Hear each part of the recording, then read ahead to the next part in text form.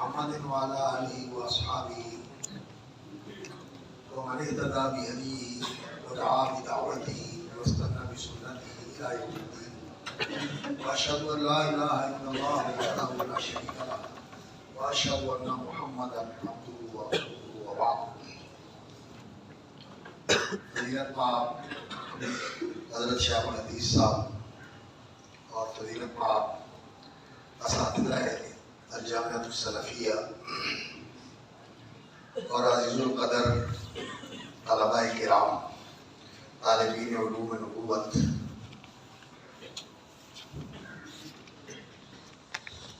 پہلی گزارش تو میں اپنے محترم بھائی مولانا ادریس سلفی صاحب سے عرض کروں گا کہ میرے لیے اس طرح کا لقب نہ استعمال کیا کریں. شیخ الحدیث صاحب بیٹھے ہوتے ہیں ماشاءاللہ، اور میں ایک طالب علم ہوں، ادنا طالب علم. میں کبھی بھی اپنے آپ کو ان القاب کا اہل نہیں سمجھتا اور پسند بھی نہیں کرتا کہ بڑے القاب دیے جائیں. بس آپ کا ایک ساتھی اور آپ کا ایک بھائی، آپ جیسا ایک طالب علم آپ کے ساتھ کچھ باتیں اور کچھ دروس اور تجربے شیئر کرنے کے لیے آپ کی خدمت میں حاضر ہے. نہ کوئی علامگی ہے اور نہ کوئی مشیخت ہے، بس ادنا طالب علم ہے.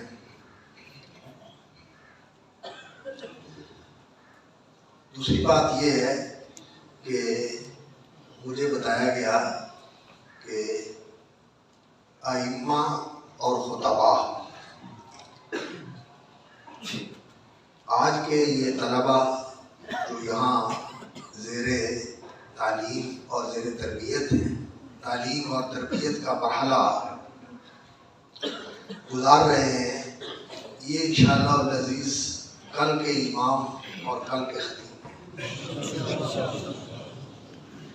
تو ان کی توجیہ اور ارشاد کے لیے، رہنمائی کے لیے، ذہن سازی کے لیے اور ان کی تربیت، ان کی ذہنی، فکری، شخصی تربیت کے لیے کہ یہ جو بہت بڑی ذمہ داری ہے جو اللہ رب العزت نے ان پر ڈالی ہے اور انہوں نے اس ذمہ داری کو نبھانا ہے، اٹھانا ہے، پورا کرنا ہے، اس کے لیے مطلوبہ اہلیت، اوصاف اور اس کے لیے وہ لیاقت، استعداد اور قابلیت اپنے اندر پیدا کریں جو اس منصب کے لیے ضروری ہے. اس حوالے سے مختلف اہل علم کی گفتگو کا اہتمام کیا گیا ہے اور یہ ہمارے فضیلت الشیخ مدیر تعلیم ہمارے برادر مکرم شیخ یاسین ظفر صاحب حافظہ اللہ کا حسن ذوق اور ان کی یہ خوبی ہے کہ وہ ان چیزوں کے لیے فکر مند رہتے ہیں اور اس کی کوشش کرتے ہیں. اور بالخصوص اس معاملے میں ہمارے برادر گرامی اور عزیز مکرم مولانا محمد ادریس سلفی حافظہ اللہ، ان کا بہت زیادہ اس میں اشتراک اور تعاون حاصل ہوتا ہے کہ وہ اس طرح کے پروگراموں میں دلچسپی لیتے ہیں اور ان کا اہتمام، انتظام اور انعقاد کے لیے ماشاءاللہ خوب کوشش کرتے ہیں. عزیزان گرامی، امام اور خطیب، یہ جو امامت ہے اللہ رب العزت نے آپ لوگوں کو یہ جو امامت کا منصب عطا فرمایا ہے.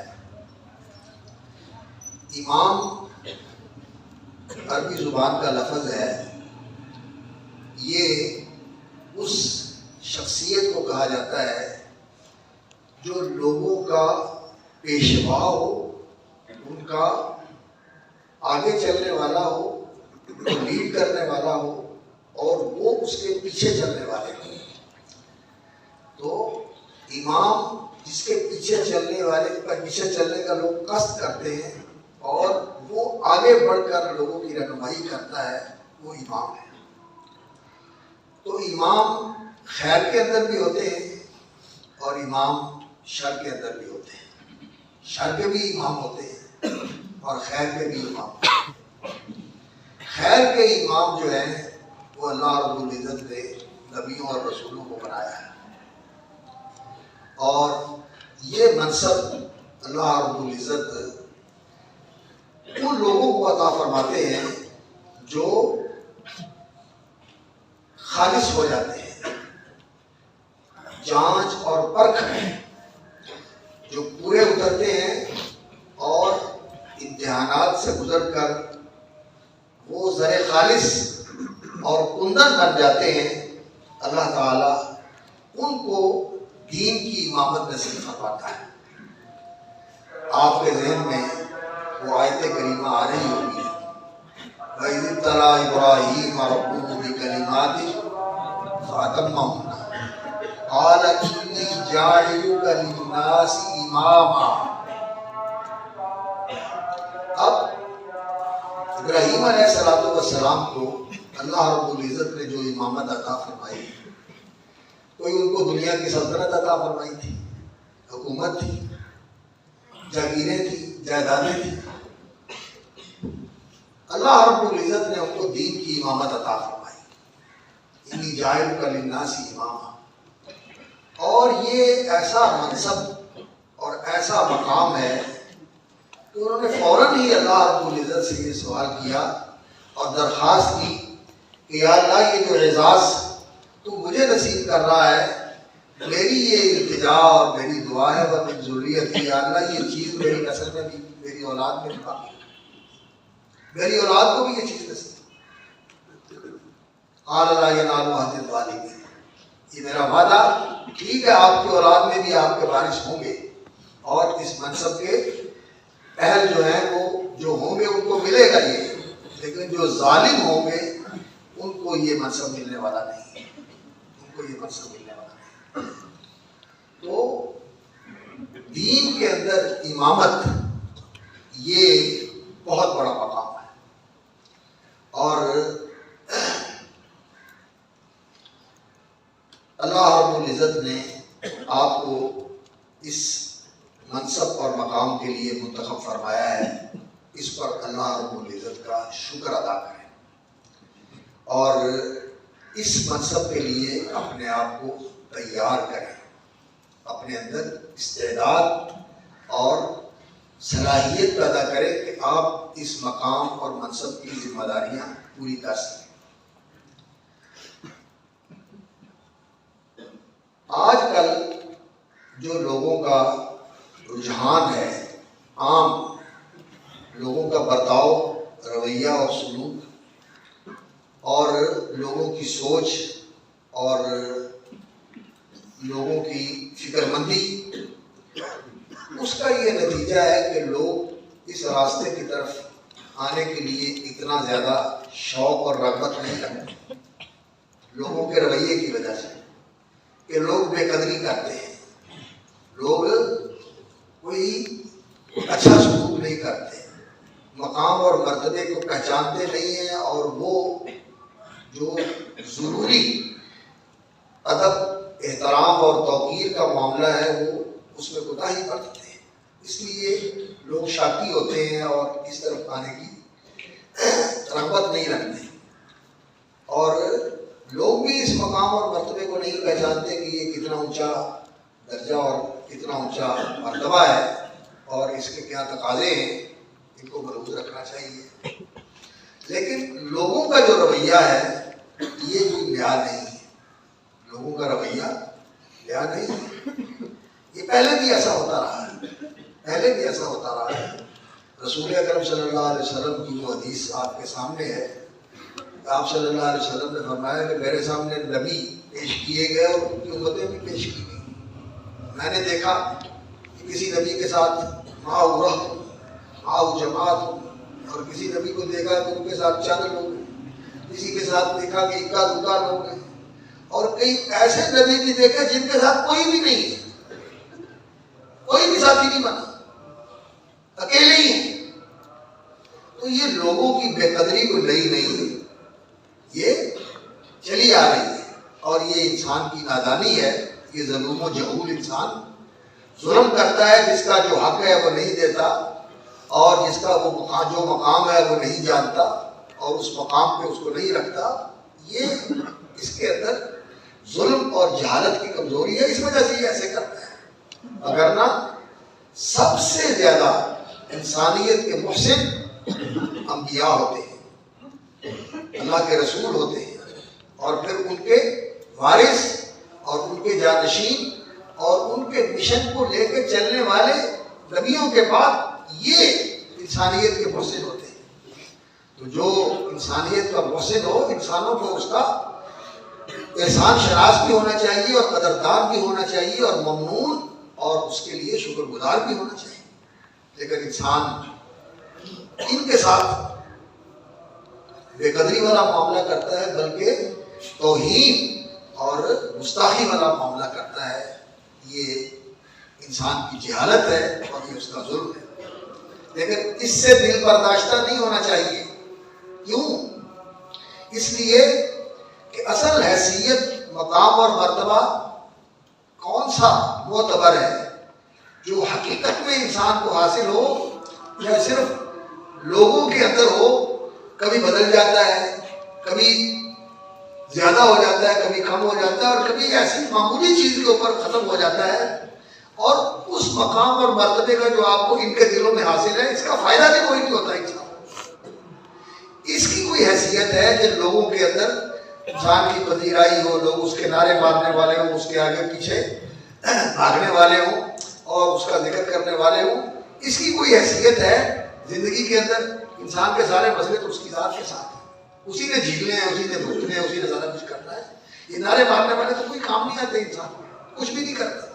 آپ دیکھتے ہیں کہ وزیر اعظم ہوتا ہے، صدر ہوتا ہے، جرنیل ہوتا ہے، لیکن جب کرسی ختم ہوتی ہے تو وہ مشہور لطیفہ ہے کہ تحصیلدار جو تھا اس کی کتی مر گئی، اور سارے علاقے کے لوگ کتی کا افسوس کرنے کے لیے آئے. اور جب وہ ریٹائرڈ ہو گیا تو اس کی ماں مر گئی، وہ جنازے کو بندے دینے والا بھی کوئی نہیں تھا. یہ حقیقت ہے. تو ان چیزوں کی کوئی حیثیت نہیں ہوتی، اس لیے ان سے انسان پریشان نہ ہو. اصل چیز جو ہے وہ انسان کا مقام اور مرتبہ اللہ کے پاس ہو، جو اس کائنات کا خالق اور مالک ہے. اور جو اگر کوئی اس کا بن جائے اور وہ کسی کو اپنا بنا لے، تو پھر وہ جس طرح اس کو نوازتا ہے، اور جس طرح اس کو رفعت، عزت، کرامت، شرف اور فضیلت سے سرفراز اور ہمکنار فرماتا ہے، دنیا دیکھتی رہتی ہے. دنیا دیکھتی رہتی ہے کہ وہ لوگ، اللہ اکبر، جو معاشرے میں لوگوں کی نظر میں اراذل آبادی الرائی، بالکل لیچ اور ہیچ اور کمتر تھے، اللہ رب العزت نے ان کو کیا شان اور مرتبہ عطا فرمایا. صہیب اور بلال کو کیا مقام ملا، اور خباب ابن ارت رضی اللہ تعالیٰ عنہ، اور اس طرح دوسرے صحابہ جنہوں نے مکے میں تعذیب کا سامنا کیا، اللہ رب العزت نے کیسے شان ان کو دیے. یہ تو دنیا کے اندر ہے. اور ان کو اللہ تعالیٰ نے محبتیں کیسے دی. جب ہم ان کا نام لیتے ہیں محبت سے ان کا نام لیتے ہیں، اور دل ان کی محبت سے معمور ہوتے ہیں. اور جو آخرت میں ملنے والا ہے وہ دنیا دیکھے گی، دنیا دیکھے گی. تو جو ان کے راستے کے اوپر ہیں، اللہ کے ہاں ان کا مقام اور مرتبہ ہے. تو اس لیے اس مقام پہ جو اللہ رب العزت نے آپ کا رکھا ہوا ہے، آپ کو خوش ہونا چاہیے، مطمئن ہونا چاہیے، اور اپنے آپ میں کسی احساس کمتری کے اندر مبتلا نہیں ہونا چاہیے. اپنے مقام اور مرتبے کو پہچانیے اور اس پر اللہ کا شکر ادا کیجیے.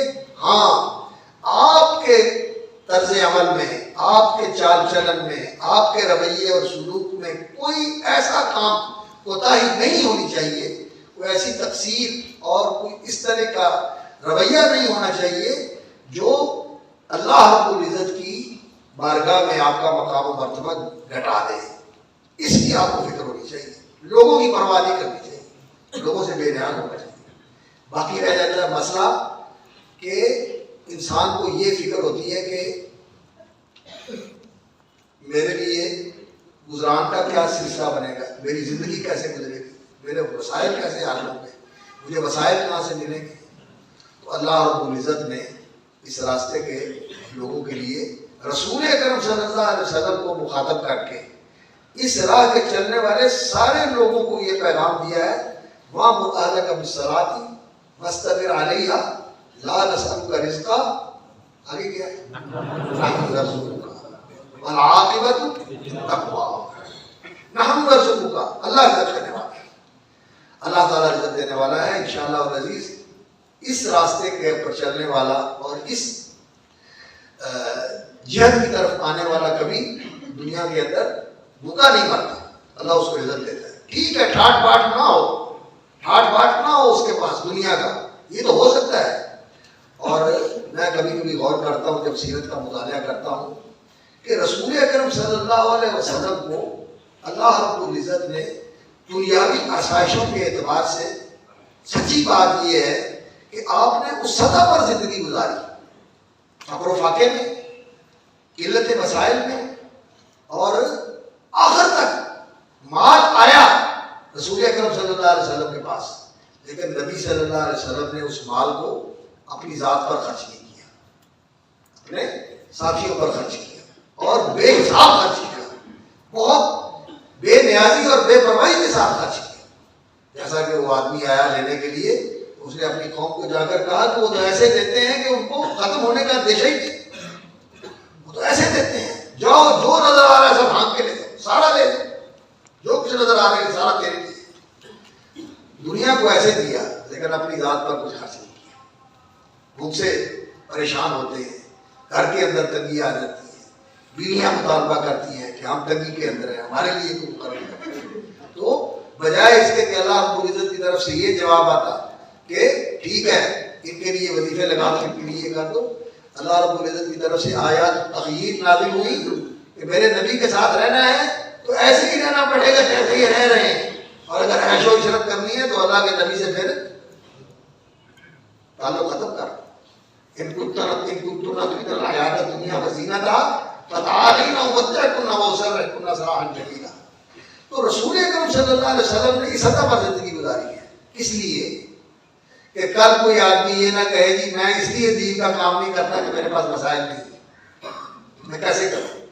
اللہ کے رسول نے کیسے کام کیا؟ ان مسائل میں کام کیا، ایسے مسائل بھی کسی انسان کو نہیں ملتے جو اللہ کے رسول صلی اللہ علیہ وسلم کے مسائل ہیں، ملتے ہیں۔ یہ تو ہر بندے کے لیے آسان ہے، مٹی اکٹھی کر کے مسجد بنا لو، اوپر جو ہے نا چھپر ڈال لو اور وہاں جو ہے نا وہ کام شروع کر دو دین کا، اور اللہ رب العزت وہاں کیسر و کسرا کے خزانے لا کے رکھ دیتا ہے۔ اس دین کے اندر اللہ نے یہ برکت رکھی ہے، اس لیے انسان کو اس راستے کے اوپر آ کر اس بارے میں پریشان نہیں ہونا چاہیے کہ مجھے رزق کہاں سے ملے گا، رزق تو آپ کا اللہ کے پاس ہے، اللہ نے دینا ہے۔ تو یہ دین کی امامت یہ بہت بڑی فضیلت ہے اور بہت بڑا مقصد ہے، اور لوگ تو اس کو بڑی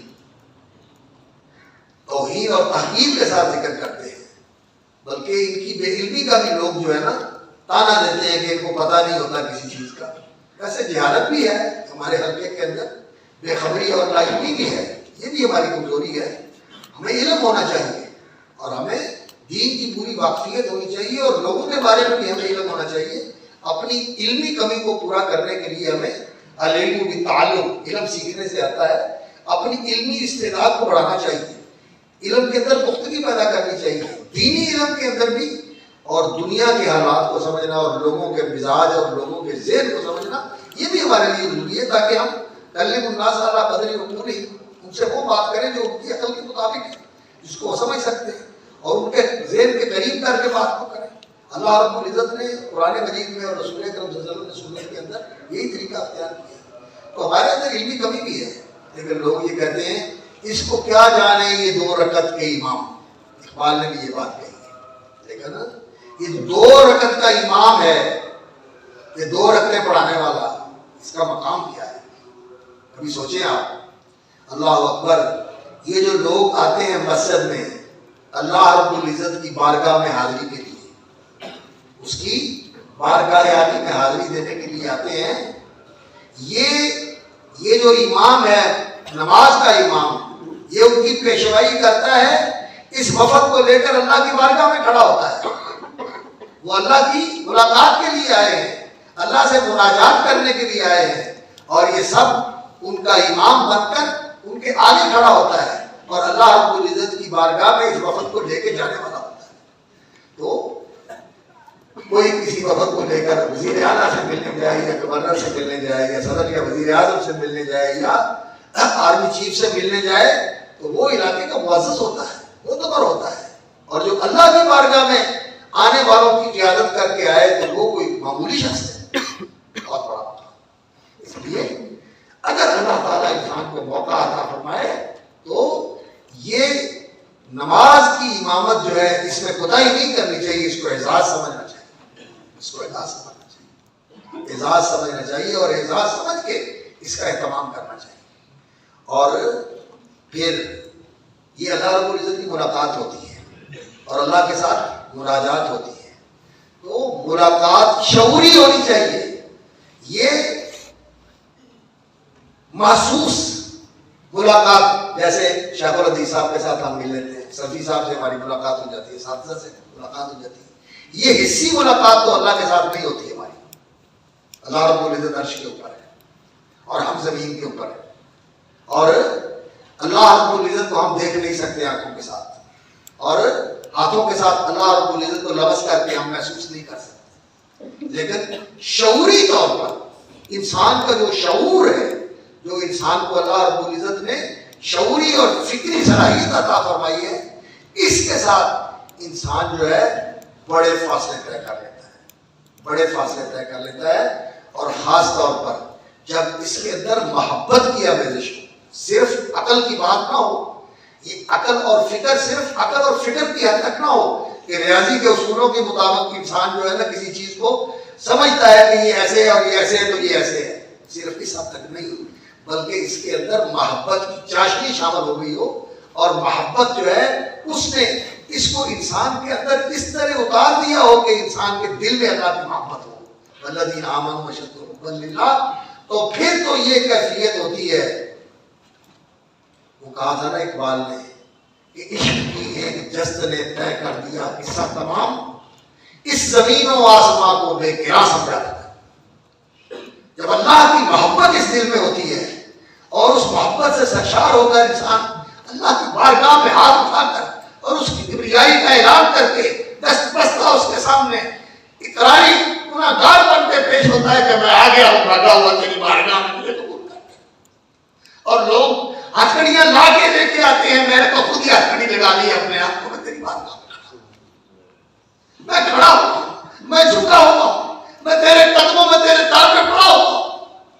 اس شعور کے ساتھ انسان نماز پڑھے تو اس نماز کا انسان کے اوپر بھی اثر ہوتا ہے اور اس کے مخلوقوں کے اوپر بھی اثر ہوتا ہے۔ اس نماز کو پڑھنے کی ہمیں کوشش کرنی چاہیے اور اس کے لیے اپنے آپ کو محنت کر کے تیار کرنا چاہیے کہ ہماری نماز شعوری نماز ہو، حضوری والی نماز ہو، شعور والی نماز ہو، خشوع والی نماز ہو۔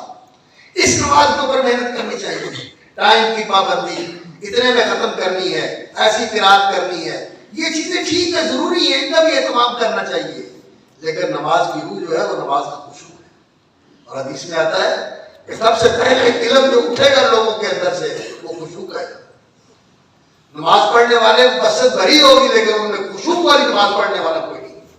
الذین هم فی صلاتہم خاشعون، اپنی نمازوں پہ محنت کرو، خشوع والی نماز پڑھنے کی کوشش کرو، اور اس خشوع کے لیے اللہ سے مانگو بھی اور اس کے لیے محنت بھی کرو، حدیثیں پڑھو، قرآن پڑھو، اور ان لوگوں کے پاس بیٹھو، ان سے نماز سیکھو جو اس طرح نماز پڑھنے والے ہیں کہ نماز پڑھنے کا طریقہ بتایا، اس طرح نماز پڑھیں، اور اس کے لیے بہترین جو طریقہ ہے وہ پچھلے وقت کی نماز ہے، رات کے پچھلے وقت کی نماز ہے۔ ان ناشئۃ اللیل ہی اشد وطئا واقوم قیلا ان لک فی النہار سبحا طویلا، وہ نماز جو ہے وہ انسان کو سیدھا کر دیتی ہے، وہ انسان کے کس بل نکال دیتی ہے، اور انسان کے اندر یہ جو چیزیں ہیں ان کو کچل کے رکھ دیتی ہے اس نماز کا۔ منہاکم عن الاثم شرفا ان قیام اللیل شرف للمؤمن ومنہاکم عن الاثم ومطردۃ للداء بالجسد، بیماریوں کا بھی علاج ہوتا ہے، عزت و شرف میں بھی اضافہ ہوتا ہے، اور انسان کو گناہوں سے بھی بچانے والی ہے، اس کا اہتمام کیا کریں۔ تو شعوری طور پر نماز پڑھیں، آپ کے مفتیوں پر بھی اس کا اثر ہوگا۔ تو اس امامت کا اہتمام کریں، ایسے امام بنیں۔ صرف قرات کے اوپر محنت کر لینا، وقت کی پابندی کر لینا اور دوسری چیزوں کا خیال کر لینا، یہ ظاہری چیزیں ہیں۔ ظاہر کے تحصیل کے ساتھ باطن کی تحصیل کی بھی انسان کو کوشش کرنی چاہیے۔ اور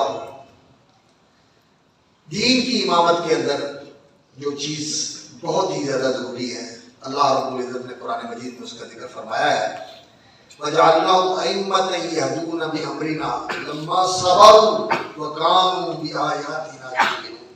صبر اور یقین، دین کی امامت صبر اور یقین سے ملتی ہے۔ صبر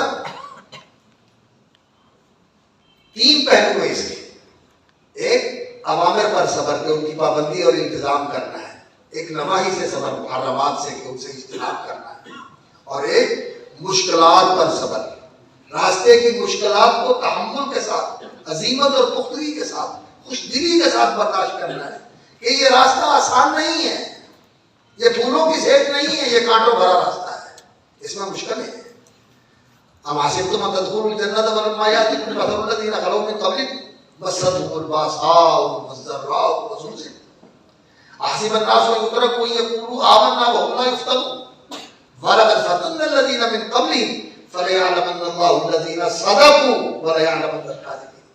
یہ مشکلات، یہ گھاٹیاں، یہ پریشانیاں، یہ انسان کو نکھارنے کے لیے ہوتی ہیں۔ نکھار کیا ہوتا ہے کہ انسان کا ان چیزوں کے اندر جو ہے نا اتنا لگاؤ اور اس کی طرف اتنا دھیان اور اتنی توجہ ہو جاتی ہے کہ انسان ان میں رچ جاتا ہے، ان پر انسان ان میں اس طرح پھنس جاتا ہے، منہمک ہو جاتا ہے کہ ادھر دھیان نہیں رہتا، تو پھر ادھر سے کوئی چیز جو ہے وہ رکاوٹ کھڑی کر دی جاتی ہے، کوئی چیز چھین لی جاتی ہے، کوئی پیچھے ہٹ جاتا ہے، کوئی ساتھی مخالف ہو جاتا ہے، کوئی تعریف کرنے والا الزام لگا دیتا ہے، اس طرح کی چیزیں آتی ہیں تاکہ بندہ ادھر متوجہ ہو۔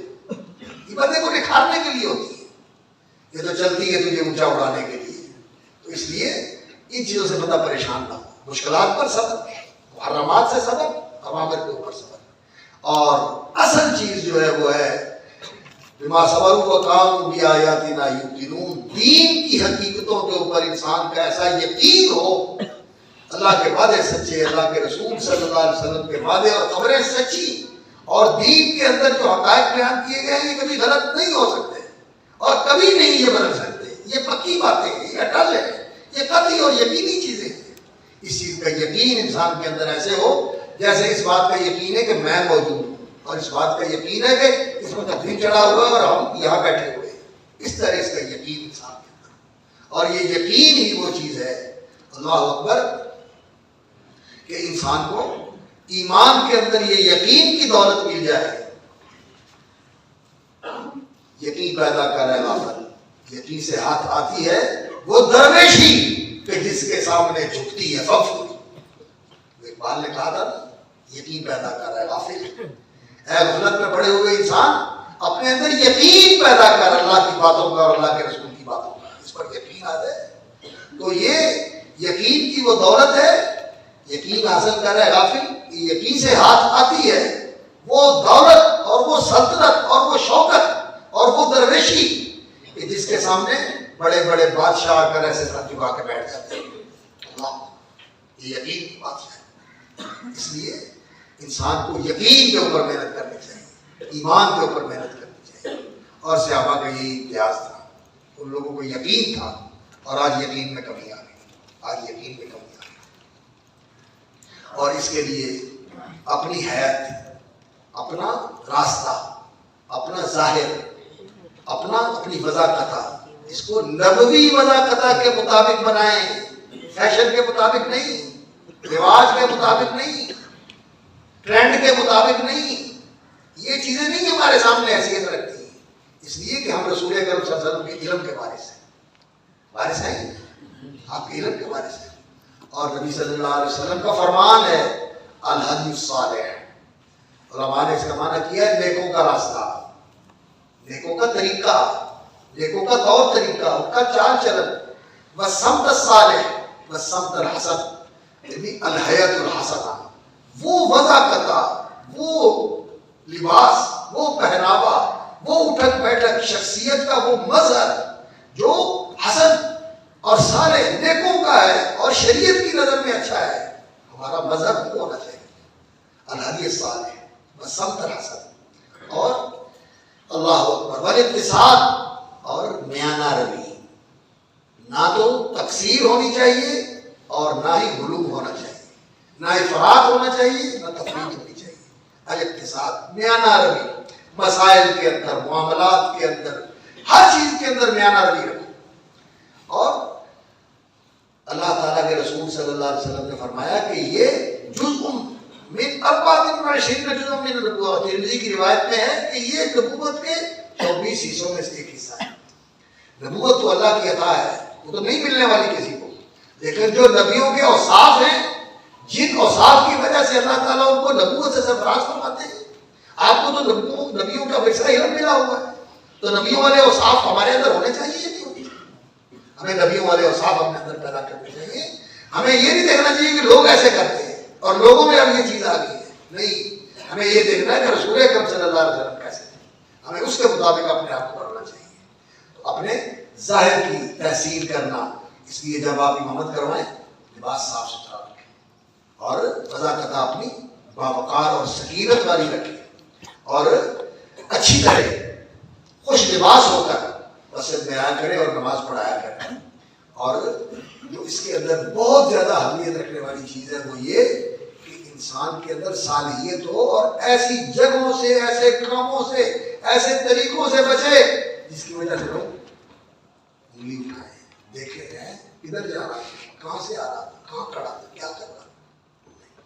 حضرت عمر رضی اللہ تعالیٰ عنہ کہا کرتے تھے اتقوا مواضع الطرق، جہاں تمہارے متعلق بدگمانی کا امکان ہو سکتا ہے وہاں جاؤ نہیں، اپنے آپ کو پاک رکھو گے۔ آپ نے لوگوں کی امامت کر دی، لوگوں کے پیشوا ہیں، لوگوں کے امام ہیں آپ، اور آپ کے لیے لوگ یہ توقع کرتے ہیں کہ آپ بہت اچھے ہیں۔ ہم کہہ دیتے ہیں کہ ہو جائے تسی ہو جیسی، یہ ہو جائے کھان والے ہو جائے کون والے، نہیں نہیں، آپ امام ہیں۔ آپ کو اپنے آپ کو ٹھیک کرنا ہے کہ آپ کو دیکھ کر لوگ ٹھیک ہو، آپ کو دیکھ کر لوگ ٹھیک ہو، لوگ ہم سے متنفر نہ ہو۔ تو یہ چیزیں جو ہے نا امامت کے لحاظ سے بہت ضروری ہیں۔ باقی قرآن کی تجوید اور اچھے طریقے سے پڑھنا اور نمازوں کے اندر خشوع کا اہتمام کرنا، یہ بہت ضروری چیزیں ہیں، ان کا اہتمام کرنا چاہیے۔ لیکن اس کے ساتھ سنت کے مطابق نماز اور نماز کی روح اور نماز کی جو حقیقت ہے وہ شعوری اور شعور والی اور حضور والی نماز پڑھنا، خشوع والی نماز پڑھنا، اس کا انسان کو اہتمام کرنا چاہیے۔ اور اب میں بات کرتا ہوں، تھوڑی سی گنجائش ہے؟ اچھا، اللہ اکبر۔ خطیب خطابت، امامت کے ساتھ اللہ کے رسول صلی اللہ علیہ وسلم کی نیابت میں آپ کو ایک تو مصلی ملا ہے، اور دوسرا آپ صلی اللہ علیہ وسلم کی نیابت میں آپ کو منبر اور مسند درس ملا، درس دینا اور خطاب کرنا، پبلک کو خطاب کرنا، یہ خطابت ہے۔ اور مسند پہ بیٹھ کے لوگوں کو دین کی تعلیم دینا، یہ تعلیم ہے۔ رسول اکرم صلی اللہ علیہ وسلم داعی بھی تھے اور آپ صلی اللہ علیہ وسلم معلم بھی تھے۔ تو معلم اور داعی، اس کی یہ ذمہ داری ہے کہ وہ یہ جانے کہ یہ دعوت کا کام جو ہے یہ اللہ رب العزت نے وہ کام ہے جو اپنی ذات عالی کی طرف منسوب کرتا ہے۔ اللہ یدعو الی الجنۃ والمغفرۃ بإذنہ، اللہ یدعو الی دار السلام۔ اللہ رب العزت نے دعوت کے عمل کو اپنی طرف منسوب فرمایا ہے۔ اللہ رب العزت کا یہ عمل ہے دعوت۔ اللہ داعی الی الجنہ ہے، اللہ داعی الی دار السلام ہے، اور اللہ رب العزت نے نبیوں کو اس دعوت کے کام پر معمور فرمایا ہے۔ انا ارسلناک شاہدا ومبشرا ونذیرا وداعیا الی اللہ باذنہ وسراجا منیرا۔ رسول اکرم صلی اللہ علیہ وسلم اللہ کے مقرر کردہ داعی تھے، اللہ نے آپ کو یہ کام دیا تھا، اور دعوت جو ہے وہ کتاب کے ساتھ ہوتی ہے، لوگوں کو ایڈریس کرنا، لوگوں کو خطاب کرنا، ان سے بات کرنا، ان کے سامنے کسی حقیقت کو رکھنا اور اس کو ماننے کے لیے انہیں تیار کرنا۔ اور رسول اکرم صلی اللہ علیہ وسلم کی یہ نیابت ہے، قل ھذہ سبیلی ادعو الی اللہ علی بصیرۃ انا ومن اتبعنی، میں بھی ادعو الی اللہ علی بصیرۃ، بصیرت کے دو معنی کرتے ہیں علماء، ایک علم اور دوسرا یقین، یعنی علم و یقین کے ساتھ دعوت۔ یہ دعوت اوپر سے نہیں ہونی چاہیے، زبانی دعوت نہیں ہے، بلکہ یہ بات دل کے اندر سے نکلنی چاہیے کہ جو میں لوگوں کو بتا رہا ہوں میرا اس کے اوپر یقین ہے۔ اور اگر انسان کا اس کے اوپر یقین ہو اور انسان کا اس کے اوپر پوری طرح پختگی کے ساتھ وثوق ہو کہ میں اس کو پختگی کے ساتھ مانتا ہوں، تو پھر انسان کے یہاں اس قدر و قیمت بھی ہوتی ہے، انسان اس پر عمل بھی کرتا ہے۔ تو یہ بصیرت کے اندر یقین بھی آتا ہے، اس کے اندر علم و معرفت بھی آتی ہے۔ ادعو الی اللہ علی بصیرۃ انا ومن اتبعنی، میرے پیروکاروں کا بھی یہی راستہ ہے۔ اور خاص طور پر جو رسول اکرم صلی اللہ علیہ وسلم کے علم کے وارث ہیں، وہ آپ صلی اللہ علیہ وسلم کے اس دعوت کے مشن کے بھی وارث ہیں اور تعلیم کے مشن کے بھی وارث ہیں، ان کو یہ کام کرنا ہے۔ اور دعوت کس چیز کی ہونی چاہیے؟ دعوت اللہ کی عبادت کی ہونی چاہیے، اور دعوت اللہ کے تقوی کی ہونی چاہیے، اور دعوت دین کی ہونی چاہیے۔ لوگوں کو دین بتائیں، لوگوں کو دین بتائیں، دین کے ایمانیات بتائیں، عبادات بتائیں، اخلاق بتائیں، آداب بتائیں، معاملات کے پہلو بتائیں۔ یہ چیزیں ہیں جو ہماری دعوت کا محور ہونی چاہیے۔ ہم دائی دین کے دائی ہیں، ہم دین کے دائی ہیں، اور سیاست وغیرہ کی بات اگر کبھی آ جاتی ہے تو اس کو اسی طرح ذکر کرنا چاہیے کہ ہم بہت اس بات کے لیے فکر مند ہوتے ہیں کہ حکمران ٹھیک ہو جائے، حکمران ٹھیک ہو جائے، اور حقیقت یہ ہے کہ یہ حکمران جو ہیں یہ ہم میں سے ہی نکل کے جاتے ہیں۔ ہم اگر ٹھیک ہو جائیں گے تو ہمارے ٹھیک ہونے سے انشاءاللہ حکمران بھی ٹھیک ہو جائیں گے۔ ہمیں اپنے آپ کو ٹھیک کرنے کی ضرورت ہے، ہمیں اپنے آپ کو ٹھیک کرنے کی ضرورت ہے۔ علیکم انفسکم، اپنے آپ سے شروع کرو۔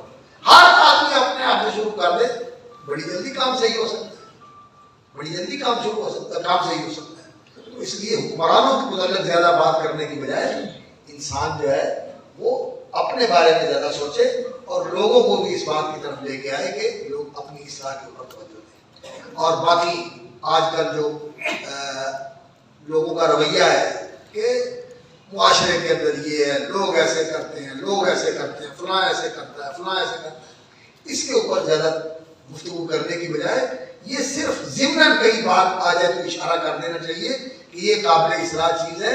اصل جو ہے نا مثبت اور عملی چیزیں لوگوں کو بتانی چاہیے کہ یہ چیزیں کرنے کی ہیں، ہم ان میں کوتاہی کر رہے ہیں، ہمیں یہ کرنا چاہیے، ہمیں یہ کرنا چاہیے۔ اور ایمانیات کے اوپر توجہ دینی چاہیے، سارے ایمانیات کا بیان کرنا چاہیے، اور عبادات کا بیان کرنا چاہیے، اور ان کی حقیقت بتانی چاہیے، اور ان کے جو مسائل اور احکام ہیں وہ بھی بتانے چاہیے، اور اسی طرح معاملات کے بارے میں، اور خاص طور پر اخلاق اور آداب کے بارے میں۔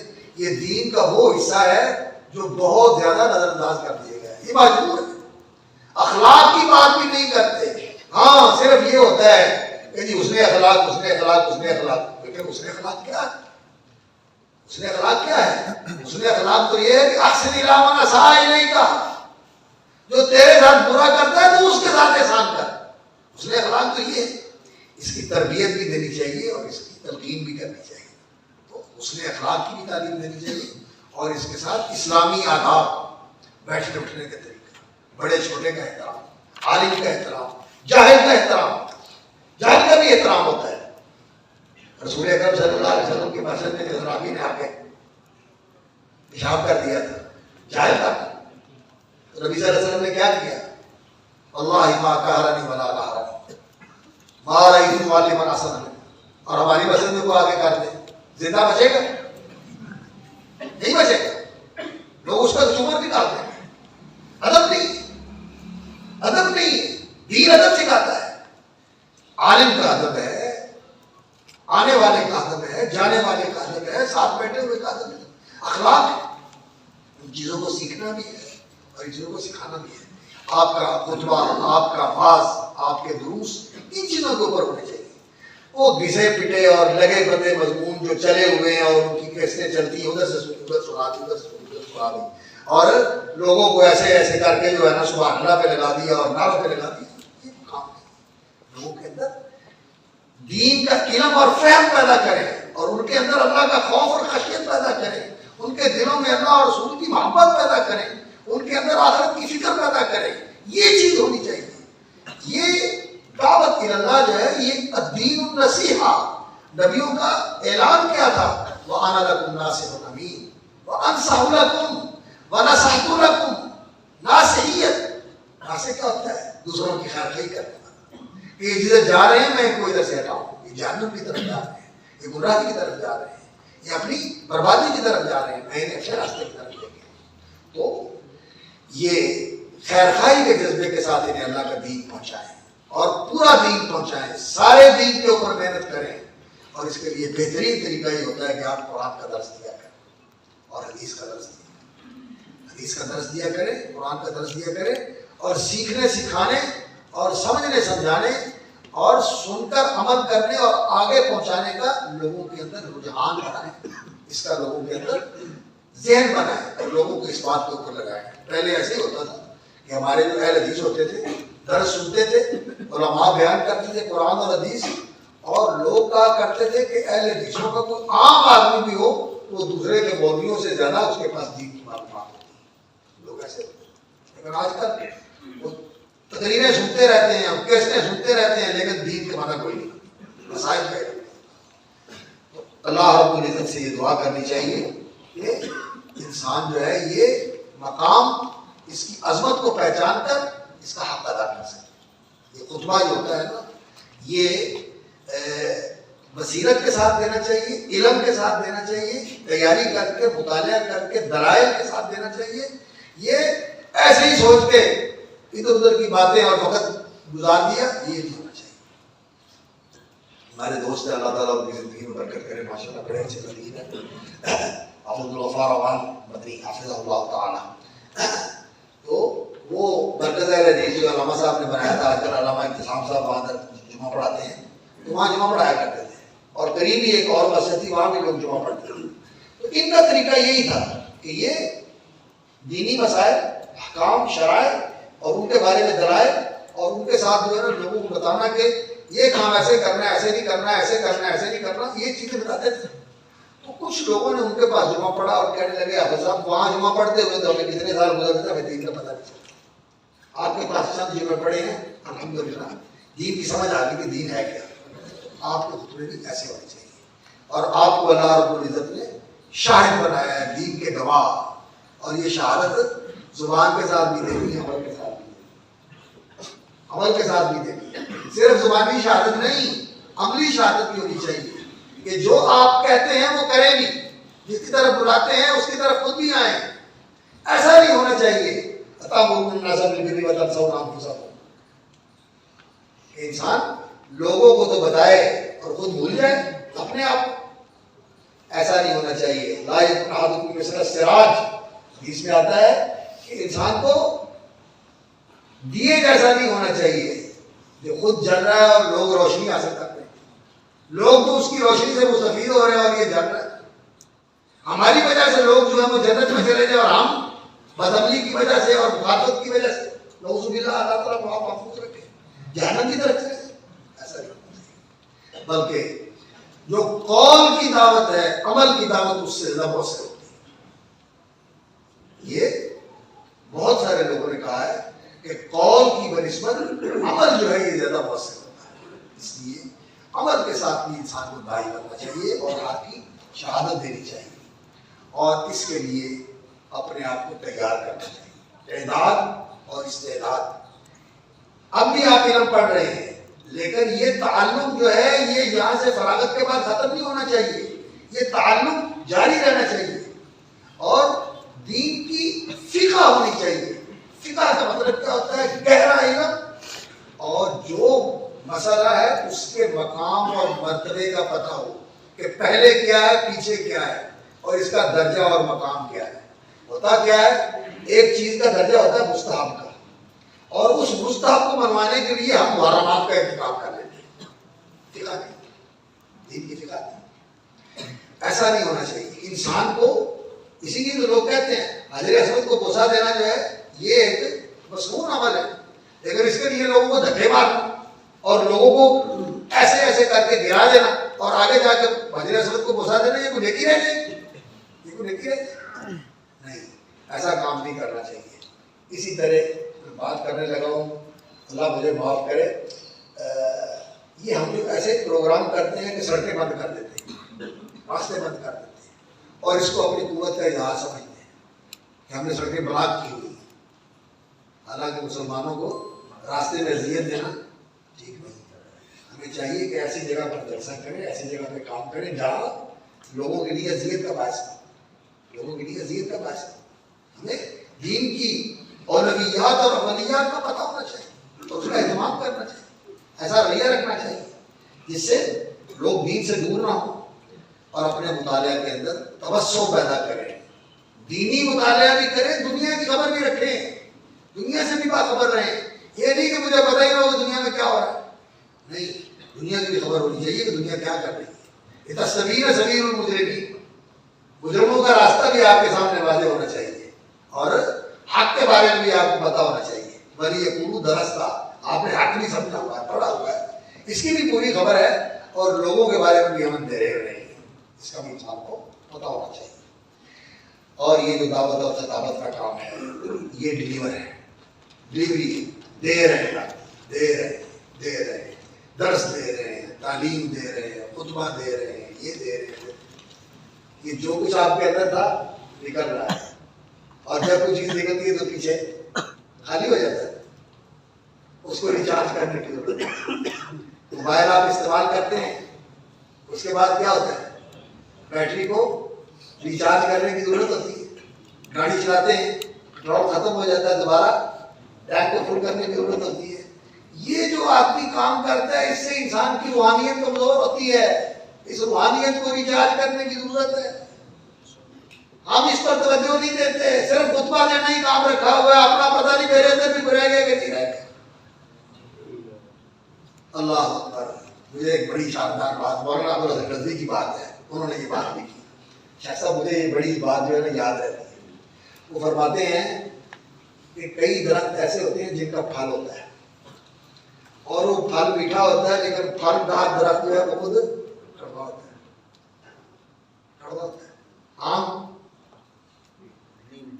نیم تو خیر ویسے ہی کڑوا ہے نا، آم جو ہے اس کا پھل میٹھا ہے لیکن خود جو ہے وہ کڑوا ہے، اس کے پتے بھی کڑوے ہیں، اس کی ٹہنی بھی کڑوی ہے، تو پھل میٹھا اس کا، جو میٹھا پھل دینے والا ہے وہ خود کڑوا ہو جاتا ہے، اور گنا جو ہے یہ اس سے نچوڑ کے پھل نکالا جاتا ہے اور خود یہ میٹھا ہوتا ہے، اس کے اندر ہی رہتا ہے۔ تو یہاں سے انہوں نے استدلال کیا، انہوں نے کہا کہ جو دینے والا ہے نا اس کو اپنے اندر بھی کچھ رکھنا چاہیے، وہ مٹھاس تیرے اندر بھی رہے، وہ توانائی تیرے اندر بھی رہے، اور یہ جو توانائی انسان کی روحانی توانائی صرف ہو جاتی ہے، لوگوں کی طرف منتقل ہو جاتی ہے۔ اللہ رب العزت نے تو رسول اکرم صلی اللہ علیہ وسلم کو سورۃ المزمل کے اندر اس کا پورا چارٹ دیا ہے کہ اپنے آپ کو کیسے آپ نے ریچارج کرنا ہے۔ سورۃ المزمل کی تفسیر پڑھیں، حضرت شاہ عبدالعزیز رحمۃ اللہ علیہ نے جیسے حقائق بیان کیے ہیں تفسیر عزیزی کے اندر، پڑھنے والے فارسی میں ہے، اس کو اردو میں بھی ترجمہ ہوا ہے، پڑھیں، اور علماء نے بھی لکھا ہے۔ سچی بات ہے، انسان سادہ ترجمہ ہی پڑھ لے، یا ایھا المزمل قم اللیل الا قلیلا نصفہ او انقص منہ قلیلا او زد علیہ ورتل القرآن ترتیلا ورتل القرآن ترتیلا، ٹھہر ٹھہر کے پڑھو، دوہرا دوہرا کے پڑھو، اور اس طرح پڑھو جس طرح حضرت عبداللہ بن مسعود کہتے ہیں کہ اللہ اکبر اللہ اکبر حرکوا بہ القلوب وقفوا عند عجائبہ، اس دل کو جھنجھوڑو اس قرآن کے ساتھ، ورتل القرآن ترتیلا، اور جو اس کے عجائب ہیں ان پر توقف کرو، ٹھہرو، غور کرو۔ ان لک فی النہار سبحا طویلا، دن کے اندر مصروفیت بڑی ہے، لوگوں کو سمجھانا، بتانا، پہنچانا، یہ ساری ذمہ داریاں ہیں، تو ان ذمہ داریوں کے اندر انسان پھر روحانی طور پر اس کی ضرورت ہوتی ہے کہ اس کی مینٹیننس کی جائے، اس کو جو کچھ صرف ہوا ہے پھر دوبارہ بحال کیا جائے، اس کے لیے یہ ہے ان لک فی النہار سبحا طویلا واذکر اسم ربک وتبتل الیہ تبتیلا۔ اللہ رب العزت کا ذکر کرو، اور جس وقت ذکر کرو پھر سبحان اللہ سبحان اللہ سبحان اللہ سبحان اللہ سبحان اللہ، ہاں کدھر گیا سبحان اللہ وتبتل الیہ تبتیلا، ذکر ایسے کرنا چاہیے کہ پھر کسی اور کی طرف دھیان بس۔ ویسے اس طرح کا ذکر بھی بے حاصل نہیں ہے، اس کا بھی فائدہ ہے، اس کے بھی اثرات ہوتے ہیں۔ کسی مجلس میں ذکر ایسے بھی کوئی آدمی ذکر کر لے، میں اس کی نفی نہیں کرتا، اس کی بھی برکت ہے. ایسی مجلس میں ذکر کر لینا اور اس طرح اور چیزوں میں مشغول ہونا اور پھر بھی ذکر کر لینا، یہ بھی برکت رکھتا ہے. لیکن جو ذکر انسان کے اندر کو دھو دیتا ہے اور اس کو بالکل فل چارج کر دیتا ہے، وہ ایسا ذکر ہے ذکر اللہ خالیا ففاضت عیناہ. ایسا ذکر اللہ کا نام لیا اور انسان کی آنکھیں بہہ گئی، انسان کی آنکھیں چلے، انسان کا دل پہ ایسا ذکر انسان کرے اللہ کو ذکر، تو اس ذکر کے اثرات ہوتے ہیں، اس کی برکات ہوتی ہے. تو اپنی روحانی چارجنگ کے لیے بھی انسان کو کوشش کرتے رہنا چاہیے، یہ بھی بہت ضروری ہے. اور اس کا ہمارے حلقے میں فقدان بہت زیادہ ہو گیا. مجھے وہ حدیث جب میں پڑھتا ہوں تو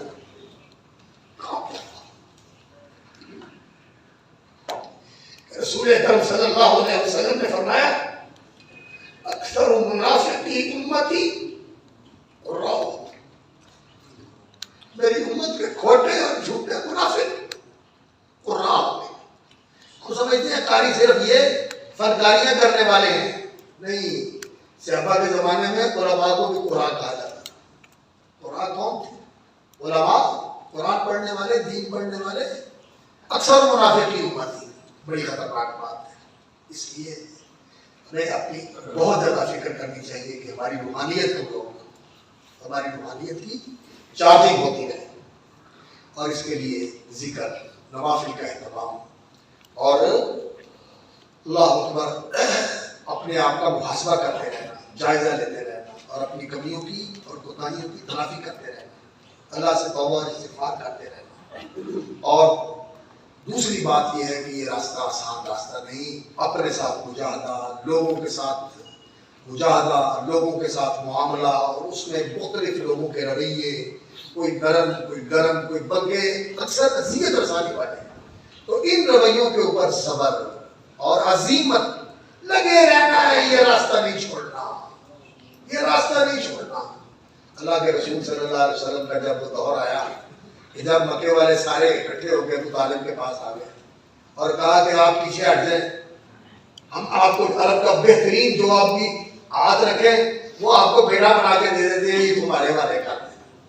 ابو طالب نے کہا کہ بڑی اچھی بات ہے، تواڈے کو مالا تے اپنا تواڈے ہاتھ دے دیں، تواڈا لے کے میں پرورش کرا تے اپنا تواڈے ہاتھ بڑھا دیں. تسی ادھر لا حول ولا قوت، ایسی بات کرتے ہیں، قتل کی بات کہنے لگے. پھر ہم جو ہے نا سارے تیرے خلاف اکٹھے ہو گئے. ابو طالب گھبرا گئے. نبی صلی اللہ علیہ وسلم کو کہنے لگے بیٹا مجھ سے یہ برداشت نہیں ہوتا، میں سارے عرب کی دشمنی بھول لے، تو میں تو یہ برداشت نہیں کر سکتا کہ میں تیرا دفاع کر سکوں، تو تو نرمی کر دے. اللہ کے نبی صلی اللہ علیہ وسلم نے کہا تمہارا چچا آپ بھی پیچھے ہٹ گئے، میں اکیلا رہ گیا. یہ راستہ چھوڑنے والا نہیں، یہ کام چھوڑنے والا نہیں، یہ کام میں نے کرنا ہے. حتیٰ تنفردا صافلتی صارفتی، یہ جو میری گردن ہے یہ اکیلی رہنے تو میں اکیلا ہی کروں گا. یہ کام ایسا ہے، کوئی بھی ساتھی ہو ہم نے یہ کام کرنا ہے، کچھ بھی نہ ملے ہم نے تب بھی یہ کام کرنا ہے. اس عزم کے ساتھ انسان اس کام کے اوپر لگے. فاصبر کما صبر اولو العزم من الرسل واصبر وما صبرك الا بالله، اور واعبد ربك حتى ياتيك اليقين، اور لوگوں کے ساتھ نرمی، دین کو آسان بنا کے پیش کرنا. الرفق واللین، انسان کے اپنے اندر بھی نرمی ہونی چاہیے. ملنا آسان ہو، پوچھنا آسان ہو، بات کرنی آسان ہو، اس کا نرم پہلو ہونا چاہیے. لین فبما رحمت من اللہ لنت لهم. کوئی عورت پڑھ کے کھڑی ہو جاتی ہے، اللہ کے رسول کو پکڑ کے کھڑی ہو جاتی ہے، یا رسول اللہ مجھے بتا دیں، یا رسول اللہ میری بکری کا دودھ دو دیں. اللہ اکبر، وہ کہتی ہے میری بکری کا دودھ دو دیں، اس کے لیے بھی چلے جاتے ہیں. لین، عالم کو لین لین ہونا چاہیے. المومن حین لین، اور المومنون اثر المومنین اثر اخلاقا والموطؤون اکنافا. اس کا پہلو موطا ہو، جو بھی آئے اس کے لیے جگہ ہے، گنجائش ہے. الرفق واللین، اور لوگوں کے ساتھ تلطف، نرمی اور لطف کے ساتھ معاملہ کرنا، بولنے میں، برتاؤ میں، معاملات میں نرمی اختیار کرنا، یہ بہت بڑی چیز ہے. اور اس سے اللہ کو کامیابیاں دیتا ہے. دھتکارنے سے، پھٹکارنے سے اور ٹھٹکارنے سے یہ چیزیں نہیں ملتی، ان چیزوں سے یہ چیزیں ملتی ہیں. اور سب سے آخری چیز لوگوں سے اور دنیا سے انسان غرض کوئی نہ رکھے، اس کی توجہ صرف اللہ کی طرف رہنی چاہیے کہ میں اللہ سے لیتا ہوں، اللہ مجھے دے. اجریہ اللہ، ان اجریہ الا علی اللہ، لا اسألکم علیہ اجرا، لا اسألکم علیہ مالا، کوئی چیز تم سے مجھے مطلوب نہیں ہے. اللہ رب العزت سے مانگے، اور جس وقت بھی کوئی ضرورت پیش آ جائے تو اللہ رب العزت سے چمٹ کے مانگے اور اللہ کے سامنے جھولی پھیلا دے. اور جس وقت وہ کہتا ہے کوئی لینے والا، اس وقت لینے والے سو رہے ہوتے ہیں اور دینے والے رات میں، اس وقت انسان اٹھ کے مانگنے کی کوشش کرے تو انشاءاللہ العزیز انسان کی جھولی بھر جاتی ہے اور اللہ تعالیٰ دیتا ہے، اور اللہ تعالیٰ ایسا دیتا ہے کہ انسان کو نہال نہ کرا. تو اللہ تعالیٰ ہمیں توفیق عطا فرمائے کہ ہم اس مقام اور مرتبے کو بھی سمجھیں اور اس کی ذمہ داریوں کو بھی سمجھیں. اللہ تعالیٰ پورا کرنے کی بھی توفیق عطا فرمائے، اور اللہ رب العزت ہمیں صدق و اخلاص کے ساتھ اس راستے میں چلنے کی اور استقامت کے ساتھ یہ کام کرنے کی توفیق بھی عطا فرمائے، اور اللہ قبول فرما لے، اور اللہ اسی راہ پہ زندہ رکھے اور اسی راستے پہ موت دے. وآخر دعوانا الحمدللہ رب العالمین.